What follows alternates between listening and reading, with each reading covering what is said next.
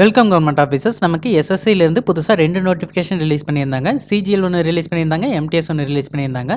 இந்த சிஜிஎல்க்கு வந்து நீங்கள் டிகிரி முடிச்சிருந்தா மட்டும்தான் அப்ளை பண்ண முடியும்.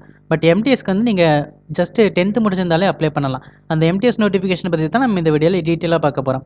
நீங்கள் சிஜிஎல் நோட்டிஃபிகேஷன் பார்க்கலன்னா நம்ம சேனலில் அந்த வீடியோ இருக்குது, நீங்கள் மறக்காமல் போய் பாருங்கள். இது வந்து எம்டிஎஸ்க்கான நோட்டிஃபிகேஷன். இதுக்கு அப்ளை பண்ணுறதுக்கான லாஸ்ட் டேட் 31/7. ஸோ நீங்கள் ஜூலை 31 வரைக்கும் அப்ளை பண்ணலாம். நீங்கள் அப்ளை பண்ணும்போது ஏதாவது தப்பாக அப்ளை பண்ணிட்டீங்கன்னா அதை கரெக்ஷன் பண்ணுறதுக்கு 2 டேட் கொடுத்துருக்காங்க, 16/8 to 17/8. So August 16 and August 17 நீங்கள் அதை கரெக்ட் பண்ணிக்கலாம். இதுக்கு எக்ஸாமினேஷன் டேட் வந்து டென்டேட்டிவாக கொடுத்துருக்காங்க, அக்டோபர் அல்லது நவம்பர் 2024 நடக்கும் அப்படின்னு கொடுத்துட்டாங்க. எம்டிஎஸ்ல 4887 வேகன்சி, ஹவல்தாரில் வந்து 3439 வேகன்சி கொடுத்துருக்காங்க. மொத்தமாக நமக்கு ஒரு 8,000 சொல்லலாம் அப்ராக்சிமேட்டாக. ஸோ 8000 வேகன்சி இருக்குது. இதுக்கு ஒன்லி நீங்கள் ஆன்லைனில் மட்டும்தான் அப்ளை பண்ண முடியும், ஆஃப்லைனில் அப்ளை பண்ண முடியாது. ssc.gov.in இதுதான் எஸ்எஸ்சியோட அஃபீஷியல் வெப்சைட். நீங்கள் இந்த வெப்சைட்டில் போய் அப்ளை பண்ணுங்கள். இந்த போஸ்ட்டுக்கு அப்ளை பண்ணுறதுக்கான minimum age limit 18, maximum age limit 25. இதுக்கு ஏஜ் ரிலாக்ஸேஷனும் கொடுத்துருக்காங்க. எஸ்சி எஸ்டிக்கு 5 years, ஓபிசிக்கு 3 years, பிடபிள்யூ கேண்டிடேட்ஸ் அண்டர்சர்வ்டில் இருந்தால் 10 years, பிடபிள்யூ கேண்டிடேட்ஸ் ஓபிசி இருந்தால் 13 years, PW candidates SC ST இருந்தால் 15 years. இதுக்கான குவாலிஃபிகேஷன் நான் முன்னாடியே சொல்லிட்டேன். நீங்கள் ஜஸ்ட் 10th பாஸ் பண்ணியிருந்தாலே இந்த போஸ்ட்டுக்கெல்லாம் அப்ளை பண்ணலாம்.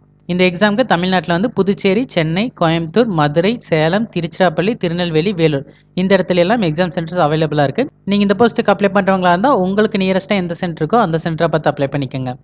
இதுக்கு ஃபிசிக்கல் எஃபிஷியன்சி டெஸ்ட், அதாவது பிஇடி டெஸ்ட்டும் ஃபிசிக்கல் ஸ்டாண்ட் டெஸ்ட் பிஎஸ்டி டெஸ்ட்டும் இருக்குது.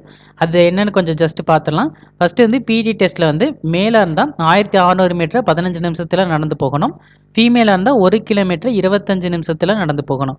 இது வந்து ஃபிசிக்கல் எலிஜிபிலிட்டி டெஸ்ட், அதாவது ஃபிசிக்கல் எஃபிஷியன்சி டெஸ்ட்டுன்னு சொல்லுவாங்க.